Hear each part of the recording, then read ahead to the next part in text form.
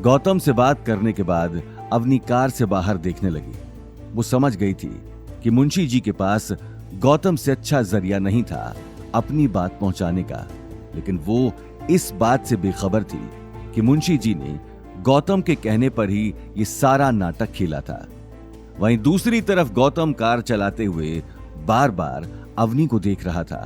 अवनी से झूठ बोलने की बात उसे अंदर ही अंदर कचोट रही थी।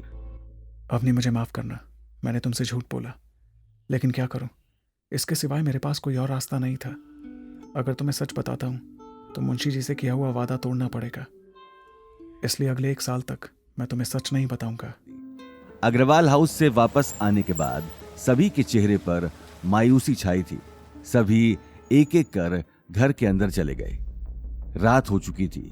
गीता ने अंदर कदम रखते ही गौतम के ऊपर एक खड़ूस सास की तरह ताने बरसाने शुरू कर दिए। गौतम भी सिर झुकाए सुनता जा रहा था। शक्ल तो देखो इस ढीठ की, इतना सब कुछ सुनने के बाद भी बेशर्मों की तरह खड़ा है, मुंह में जैसे दही जमा रखा हो। अवनी के पूजनीय दादाजी ने अगर इस महान हस्ती से मेरी बेटी की शादी न कराई होती तो आज मेरी बेटी भी किसी बड़े घर की बहू होती। बड़ा घर तो छोड़ो, हमें तो अपने ही घर में एक भूत पालना पड़ रहा है। गौतम, बस बहुत हुआ, बहुत तोड़ ली तुमने घर बैठकर मुफ्त की रोटियां।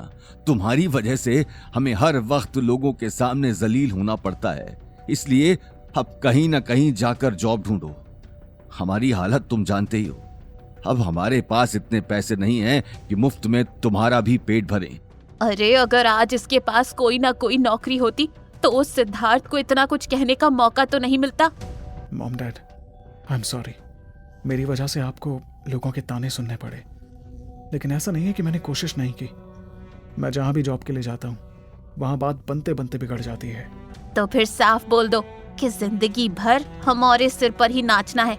छोड़ो गीता, तुम भी कहां भैंस के आगे बीन बजा रही हो। गौतम ने अपना सिर शर्म से नीचे कर लिया। अवनी बिना कुछ कहे उसे देख रही थी। मैं कोशिश करूंगा कि जितना जल्दी हो सके कोई ना कोई नौकरी मिल जाए।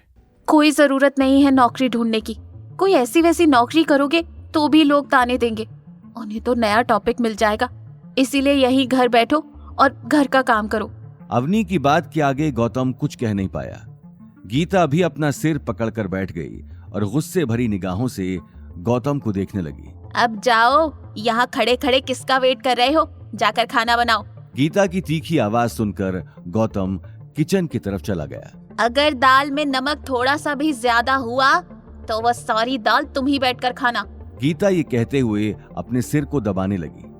अपनी मॉम को इस तरह देखते ही अवनी उनके पास आकर बैठ गई। अवनी बेटा, क्यों जिद ले रखी है इस आदमी के साथ रहने की? अरे तेरे सामने इतना बड़ा रिश्ता है और तू उसे ठुकरा रही है। भगवान बहुत ही कम लोगों पर ही मेहरबान होते हैं, उनका आशीर्वाद मत ठुकरा। तलाक दे दे इस आदमी को।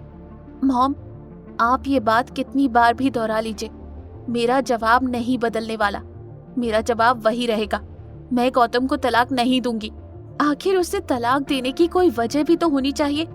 उसने आज तक मुझसे ऊंची आवाज में बात नहीं की, मेरा हर कहा मानता है और तो और अपनी पूरी कोशिश करता है। अब अगर बात नहीं बन पाती तो इसमें इसकी क्या गलती? गीता ये बात कहकर सोफे से उठकर वहां से जाने लगी। तुझे तो कहना ही बेकार है। जब अपने बच्चे ही खुद की जिंदगी बर्बाद करने की ठान चुके हो तो माँ बाप भी क्या करेंगे? ये बात बड़बड़ाकर गीता कमरे में चली गई। अनिल भी परेशान होकर दरवाजे से बाहर निकल गया। वहीं गौतम ने किचन में रहकर अवनी की ये बात सुन ली थी। आज खुद के लिए अवनी के दिल में जगह देखकर उसे मन ही मन बहुत खुशी हो रही थी। वहीं दूसरी तरफ शनाया की सगाई होने के बाद गायत्री देवी आगे की प्लानिंग में जुट चुकी थी। रघुवीर पंडित के बेटे के साथ शनाया की सगाई करवाकर उसे कहीं ना कहीं एक उम्मीद नजर आ रही थी। साथ ही एक उम्मीद उसे इस बात की भी थी कि अवतार ग्रुप जोधपुर में सबसे बड़ा शॉपिंग मॉल बनाने जा रहा था, जिसमें बहुत सारे आर्किटेक्चर फर्म्स ने अपनी एप्लीकेशंस भेजी थी, जिनमें से एक है अग्रवाल ग्रुप। अपने पति हिम्मत अग्रवाल के जाने के बाद गायत्री देवी ने सारा बिजनेस अपने कंट्रोल में कर लिया था। पर कुछ सालों से कंपनी लॉस में जा रही थी और गायत्री देवी किसी भी हाल में अग्रवाल ग्रुप को फिर से टॉप पर लाना चाहती थी और इसके लिए उनका डिजाइन सिलेक्ट होना बहुत जरूरी था। आगे की कहानी जानने के लिए देखिए अगला एपिसोड सिर्फ पॉकेट एफएम के यूट्यूब चैनल पर और रॉयल वारिस के सारे एपिसोड्स को सुनने के लिए डिस्क्रिप्शन में दी लिंक से डाउनलोड करें पॉकेट एफएम ऐप।